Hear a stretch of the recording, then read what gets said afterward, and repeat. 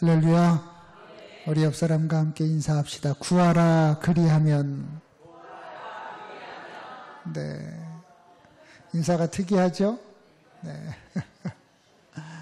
오늘은 특별히 구하라 그리하면이라고 하는 제목으로 하나님의 말씀을 증거할 텐데, 여러분들의 삶 속에 우리가 일생을 살며 신앙생활을 할 때 가장 중요한 것이 무엇입니까? 기도지요. 그 기도를 통하여 하나님의 은혜의 말씀을 듣고 능력으로 삶에 적용하며 살아가는 우리 모든 성도님들이 다 되시기를 주님의 이름으로 축복합니다. 기도는 우리의 영혼의 호흡이다. 아마 다들 알고 계실 거예요. 우리가 영혼의 말씀을, 성경 말씀을 가리켜서 우리가 영혼의 양식이다 그렇게 부릅니다. 그래서 말씀을 늘 먹고 기도하며 호흡하는 그 두 가지가 함께 있어야 된다라고 하는 것을 모르시는 분은 아무도 없을 거예요. 기도 생활을 실천하지 않는 사람은 아무리 교수, 신학 교수나 아무리 성경을 많이 알고 있는 사람이라고 할지라도 체험적인 신앙을 경험할 수 없고 온전한 믿음의 사람이라고 할 수가 없는 것입니다. 그런데 이상한 게 있어요. 하나님은 전지전능하시죠. 하나님은 모르시는 것이 없고 우리의 모든 형편을 알고 계시는 줄 믿으시기를 바랍니다. 그런데 왜 꼭 기도해야만 응답을 주실까라고 하는 거예요. 아니, 어차피 하나님이 다 아시는데 기도 안 하고 주시면 얼마나 좋습니까? 그렇죠? 학교 다닐 때도 제가 의문스러운 게 있었어요. 아니, 학교 다닐 때 용돈이 필요한 거 아시면 그냥 부모님이 알아서 주시면 좋은데 그러지 않더라는 말이죠. 대학교 다닐 때에도 일주일에 용돈이 얼마씩 필요한 줄 아시면서도 한 번도 그냥 주시는 법이 없더라고 하는 거예요. 그런데 하나님도 그렇다고 하는 겁니다. 야고보서 4장 2절에는 그렇게 말씀하고 있어요. 너희가 얻지 못함은 구하지 아니하며 그랬습니다. 얻지 못하는 이유가 무엇이라는 거예요? 구하지 않았기 때문이라고 하는 겁니다. 오늘 본문에도 보면 그렇게 말씀하고 있어요. 구하라 주실 것이요, 찾으라 찾을 것이요, 두드리라 열릴 것이라고 말씀하고 있습니다. 바라기는 여러분과 저의 삶 속에 구할 때마다, 두드릴 때마다, 찾을 때마다 하나님의 응답을 받으며 살아가는 놀라운 은혜가 있으시기를 주님의 이름으로 축복합니다. 그런데 왜 꼭 이래야 되냐라고 하는 거예요. 왜 꼭 그렇게 구할 때만 주시냐, 찾을 때만 찾게 하시냐, 두드릴 때만 열리게 하시냐라고 하는 겁니다. 몇 가지를 말씀을 드리면, 첫 번째로 하나님은 우리와 동역하기를 원하시기 때문에 그렇다는 것이죠. 기도는요, 하나님의 사역을 우리가 함께 동역하는 겁니다. 동역. 얼마나 귀한 일인지 몰라요. 여러분이 저의 사역에 동역이 되시려면 어떻게 하시면 돼요? 담임 목사를 위해서 기도해 주시면 됩니다. 하나님의 교회 부흥을 원하시잖아요. 그러면 하나님의 교회 부흥을 위해서 기도해 주시면 그게 바로 하나님의 사역에 동역하는 결과가 된다고 하는 것입니다. 기도는 하나님과 동역하는 거예요. 우리가 어디에 있든지 간에, 저 부산에 있더라도 하나님의 교회를 위해서, 또한 내가 기도하는 그곳을 위해서 기도하면 하나님께서 그 기도를 들어주시고 시간과 공간을 초월하여 그 기도가 응답된다고 하는 것을 우리가 알아야 됩니다. 또한 그렇게 응답받을 때 어떻게 됩니까? 기도 안 하고 응답받으면 우리의 믿음이 성장할까요? 아니죠. 우리가 기도할 때 우리의 믿음이 성장하는 겁니다. 우리가 하나님 앞에 기도할 때 우리가 하나님과 더욱더 가까워지는 그런 결과를 가져오게 되는 것이죠. 때로는 기도하지 않고도 얻을 수 있어요. 어떻게 하면 얻을 수 있습니까? 기도하지 않고 내가 일하면 돼요. 그렇죠? 교회 안 다니는 사람들도 일하면 수입을 얻게 되고, 똑같이 농사 지어도 하나님이 우리 밭에만 햇빛을 주시고 비를 주시는 건 아니니까 내가 노력해도 내 노력으로도 충분히 얻을 수가 있습니다. 그러나 그렇게 해서 얻는 것은 하나님과 동역하는 게 아니고 하나님의 능력이 나타나는 것도 아니며 하나님이 기뻐하시는 일이 아니라고 하는 거예요. 그래서 우리는 기도를 통해서 하나님과 동역할 수 있다는 사실을 먼저 깨달아야 됩니다. 그리고 또 하나, 합심하여 기도하는 것을 하나님이 기뻐하세요. 너희 중에 두 사람이 땅에서 합심하여 무엇이든지 구하면 하늘에 계신 내 아버지께서 저희를 위하여 이루게 하시리라 그랬습니다. 오늘 아까 장로님께서도 기도하실 때 기도하시는 것처럼 우리 매학교회가 함께 기도하고 함께 하나님 앞에 부르짖는 것을 구할 때에 하나님께서 우리에게 더 빨리 응답하신다고 하시는 거예요. 하나님이 전능하시다고 해서 우리의 뜻을 무시하고 구하지도 않는데 일방적으로 풀거나 메인 것을 푸는 것은 아니라고 하는 겁니다. 더군다나 성경에 뭐라 그랬습니다. 혼자 기도하는 것도 능력 있지만 두세 사람이 모이는 곳에 내가 너희와 함께하리라 그랬어요. 그러므로 여럿이 함께 모여 기도하는 기도의 능력이 더욱더 크다는 것을 우리가 알고 합심하여 기도할 때 참석하는 것이 무엇보다 중요하다는 것이죠. 그래서 우리는 기도를 통해서 우리의 뜻과 소원을 하나님께 올려드려야 됩니다. 에스겔 36장 37절에 그렇게 말씀하고 있어요. 그래도 그랬어요. 그래도는 뭐예요? 내가 이스라엘 백성들에게 복을 주기를 원하지만 이스라엘 족속이 이와 같이 자기들에게 이루어 주기를 내게 구하여야 할지라 그랬습니다. 이스라엘 백성들이 하나님 앞에 구해야 주신다고 하는 거예요. 구하지 않으면 주시지 않는다고 성경에도 말씀하고 있습니다. 그러므로 언제나 늘 영혼의 호흡, 기도를 통해서 하나님과 동역하고 하나님께 구하여 응답받는 우리 모두가 되시기를 다시 한번 주님의 이름으로 축원합니다. 그러면 두 번째로 왜 응답받지 못하는가라고 하는 것이죠. 기도해도 어떤 사람들은 응답받고 어떨 때는 응답이 안 될 때도 있어요. 저도 목회를 하다 보면 기도해서 임신한 경우도 있어요. 제가 기도했는데 임신이 오랫동안 안 되던 사람들이 임신이 됩니다. 그리고 또 병이 치료받은 경우들도 있어요. 그런데 언제나 꼭 그러느냐? 그럴 때도 있고 안 그럴 때도 있더라고 하는 것이죠. 우리가 스스로도 그럴 때가 많이 있습니다. 그러면 왜 응답받지 못할까요? 요한복음 14장 14절에 보니까 그렇게 말씀하고 있어요. 내 이름으로 무엇이든지 내게 구하면 내가 시행하리라 그랬어요. 무엇이든지 기도하고 구하는 것은 받은 줄로 믿으라 그랬습니다. 그런데도 불구하고 안 될 때가 있는데 첫 번째로 정욕적으로 구할 때가 그럴 때라고 하는 거예요. 야고보서 4장에 보면 그런 말씀이 있습니다. 너희가 얻지 못하면 구하지 아니하며, 첫 번째로 구하지 않았기 때문에 얻지 못하고 구하여도 받지 못하면 정욕으로 쓰려고 잘못 구함이라 라고 하는 것이죠. 아버지의 뜻을 따라 구해야 응답받아요. 하나님의 영광을 위해서 구해야 되는데 내 개인의 욕심과 정욕을 따라 구하니 하나님께서 그것을 주시지 않는다고 하는 거예요. 그리고 또 하나는 어쩔 때 응답받지 못합니까? 연단이 필요할 때 그래요. 연단이 필요할 때.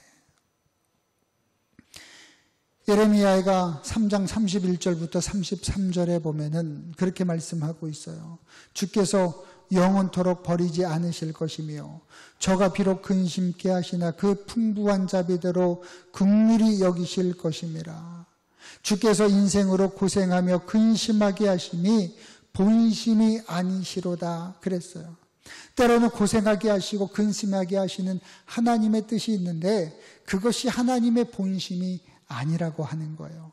어떤 사람은요, 고난과 시련을 통해서 연단 받기도 합니다. 때로는 하나님께서 기도하기를 원하시기 때문에 우리에게 이러한 시련과 연단을 주실 때도 있다는 거예요. 바로 하나님의 축복이 내려오면 좋은데 그렇지 않은 것도 하나님의 뜻이라고 하는 것이죠. 기도를 통해서 육성과 재성이 깨어지고 처리되어야 할 때 하나님께서 응답하시지 않을 때가 있다는 거죠. 많은 사람들의 병을 고친 사도 바울이 있습니다. 심지어 하나님의 능력을 가는 곳마다 행했던 사람이 바로 사도 바울이에요. 사도 바울은요, 남의 병을 너무나 잘 고쳐주었어요. 그런데도 불구하고 자기에게 고통을 주는 병이 있는데도 불구하고 그는 그 병을 치료받지 못했어요. 하나님 앞에 여러 번 기도했습니다. 하나님, 내 질병을 치료해 주세요 라고 여러 번 기도했음에도 불구하고 그는 하나님의 응답을 받지 못했어요. 그가 깨달은 것이 무엇입니까? 내 은혜가 내게 족하도다. 이는 내 능력이 약한 데서 온전하여 짐이라 라고 말씀해 주셨습니다. 사도 바울에게는 고통의 가시가 있어야 그것이 바로 은혜가 된다는 거예요. 아마 사도 바울이 고통의 가시가 없어졌으면 어떻게 됐을까요? 아마도 더 교만해졌을지 모릅니다. 죽은 사람도 살렸지요. 가는 곳마다 이적이 나타났지요. 예수님과 동급이 되려고 했던 그런 사람이 될 수도 있었을지 몰라요. 그러나 그는 남의 병은 치료하면서도 정작 자신의 병은 치료하지 못했어요. 오히려 그것이 가시가 되어서 은혜가 되었다라고 하는 겁니다. 자신이 약한 것을 스스로 고백하고 내가 기도하여 치료받는 모든 것이 사도 바울의 능력이 아니라 누가 하시는 거예요? 하나님이 하셨습니다. 주님이 하셨습니다. 라고 하는 것을 고백하는 기회가 되고 능력이 되고 은혜가 된 것을 스스로 고백하고 있었던 것이죠. 그러므로 우리는 때로는 육신의 가시를 통해서 우리의 질병을 통해서 하나님이 우리와 함께 하심을 깨닫고 나는 연약하지만 주님이 살아계십니다라고 하는 믿음의 고백을 할 수 있는 저와 여러분들이 되시기를 주님의 이름으로 축원합니다. 또 한 가지, 어떨 때 기도의 응답이 없습니까? 안타깝지만 죄의 값을 치러야 할 때가 그렇다고 하는 거예요.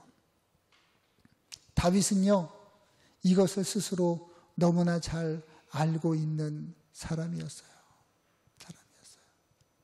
어떤 목사님이 엊그저께 그런 얘기를 하셨다는 거예요. 저와 친한 분인데, 그분이 예전에 한번 경험했던 일이랍니다.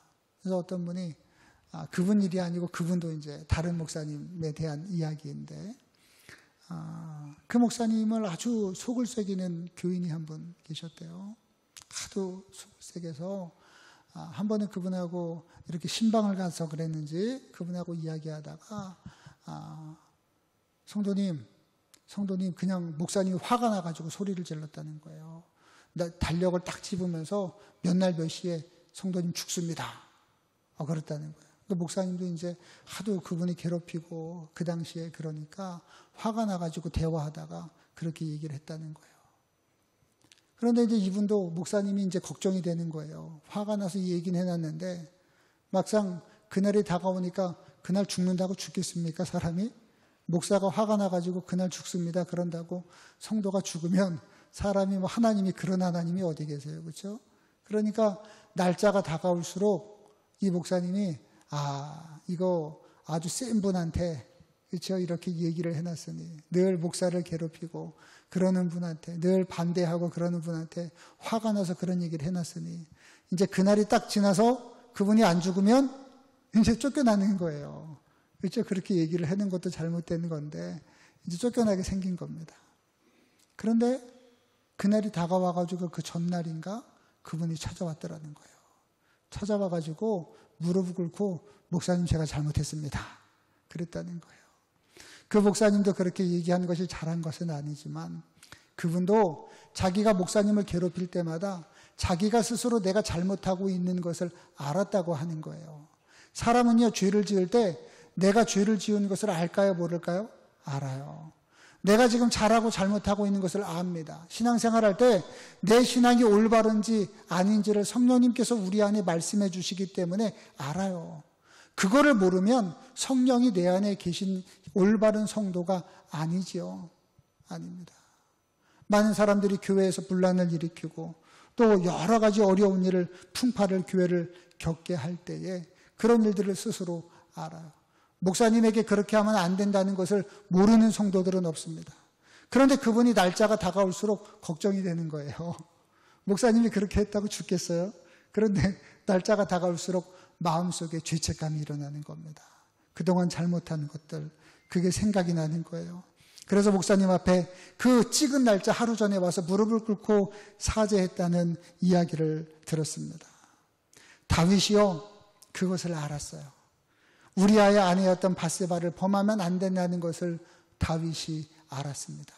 그런데 다윗이 왜 그렇게 했어요? 설마 이렇게 했다고 해서 하나님이 나를 벌 주시려고? 내가 그동안 하나님 앞에 올려드린 정성과 하나님께 약속받은 것이 있고 내가 하나님 앞에 그동안 얼마나 잘했는데 내가 설마 우리의 아내 밧세바를 내가 잠시 범한다고 해서 내가 하나님 앞에 어떤 벌을 받을까? 하나님 죄송합니다 하고 기도 한번 하면 되지 않을까? 그런 마음이 있었어요. 그런데 어떻게 됐습니까? 그 우리아의 아내를 범한 것 때문에 아들이 병들어 죽게 되었어요. 태어난 아기가 병들어서 죽게 되었습니다. 얼마나 귀한 아기예요.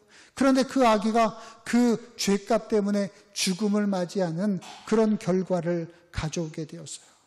다윗이 기도했어요. 베옷을 입고 기도했습니다. 그냥 기도한 게 아니라 금식하며 기도했습니다. 그런데도 하나님은 그 아들을 살려주지 않으셨어요. 결국에는 다윗은 그것이 자기의 죄값 때문임을 스스로 깨달았어요. 그리고 나서 그 아들이 결국에 죽었습니다. 나중에는 어떤 일이 있었습니까? 압살롬이라고 하는 아들이 반역을 일으켰습니다. 그리고 다윗이 왕국에서 쫓겨나서 도망을 가고 피난길에 이르렀을 때에 시므이라고 하는 사람이 돌을 던지면서 그렇게 소리를 지릅니다.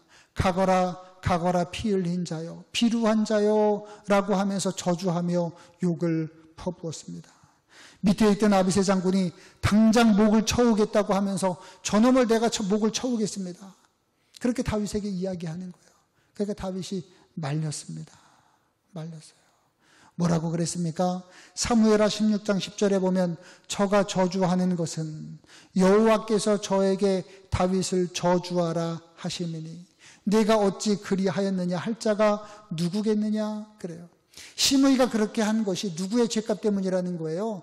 다윗이 그동안 잘못했기 때문에 자기의 죄값을 받는다고 스스로 알고 있었던 것입니다. 그래서 다윗은 그 죄값을 받았습니다. 하나님 앞에 기도해도 그것이 응답되지 않고 몸으로 죄값을 다 치르고 나서야 하나님의 용서하심을 받을 수가 있었다고 하는 거예요. 때로는 맞을 만큼 매를 맞아야 죄성과 육성이 깨지는 그런 사람들도 있다는 거예요. 그런데 그것은 하나님의 징계가 아니지요. 하나님이 그를 미워하심이 아닙니다. 하나님이 그를 사랑하셔서 돌이키고자 하는 하나의 방법이라고 하는 것이죠. 잘못을 했는데도 자녀가 계속해서 용돈을 많이 주고 부모가 잘해준다면 그 자녀가 올바른 길로 돌아오겠습니까? 아니죠. 때로는 자녀에게 회초리를 대는 것이 부모가 가슴이 아파도 어쩔 수 없이 될 수밖에 없는 것처럼 우리가 하나님 앞에 회초리를 맞을 때에 하나님의 사랑과 하나님의 은혜를 깨달을 수 있는 그러한 기회가 되어야 된다고 하는 것입니다. 시편 119편 67절에 그렇게 고백합니다. 고난당하기 전에는 내가 그릇 행하였더니 이제는 주의 말씀을 지키나이다. 그래요. 다윗이 또 뭐라고 고백합니까? 고난당한 것이 내게 유익이라 이로 인하여 내가 주의 율례를 배우게 되었나이다 라고 다윗은 고백하고 있습니다. 인생을 살아가면서 고난당하지 않으면 얼마나 좋을까요? 조금 어려움을 당할 때 하나님 저 잘못했습니다. 이제 용서해 주세요. 그러면 얼른 닫고 그럼 얼마나 좋을까요? 그럴 때도 있지만 하나님께서 일부러 그에게 깨닫게 하시고 징계를 하시는 그 징계는 때로는 받아야 할 때도 있다라고 하는 거예요.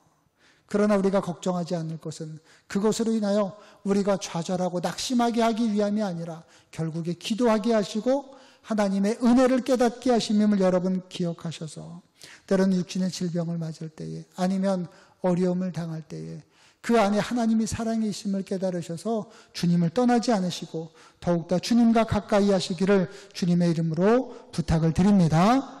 마지막으로 우리가 기도해도 응답받지 못할 때 응답받지 못하는 것이 응답일 때도 있다라고 하는 거예요. 누가복음 18장 1절에 보니까 그렇게 말씀하고 있어요. 항상 기도하고 낭망하지 말아라 그랬습니다. 항상 기도하고. 때로는 우리가 기도해도요, 응답을 안 주실 때가 있어요. 그러나 그 응답을 안 주시는 것이 응답이라고 하는 거예요. 예를 들어서 어린애가 아버지에게 면도칼을 달라고 하면 울어대면 여러분 어떻게 하겠어요? 주시겠어요? 아니에요. 초등학생이 와가지고 아버지 저 100만 원만 주세요. 이거 가지고 와서 잘 쓰면은 좋은데 이거 주면 아이 망칠 거 부모님이 틀림없이 알거든요. 그러니까 안 주는 거예요. 그게 바로 응답이라고 하는 겁니다. 하나님께서 우리에게 응답을 주시지 않는다고 할지라도 우리의 믿음이 흔들리거나 연약해지지 마시고, 그러나 하나님은 틀림없이 구하면 주시고 찾으면 찾게 하시고 두드리면 열리게 하시는 분이라고 하는 사실을 꼭 기억하셔서 어떻게 하면 기도의 응답을 받는지 우리의 삶 속에 적용하시고 날마다 주님의 말씀과 주님을 향한 기도로 승리하며 응답을 받으며 살아가는 우리 매학교의 성도님들이 다 되시기를 주님의 이름으로 축원합니다. 기도하겠습니다. 생명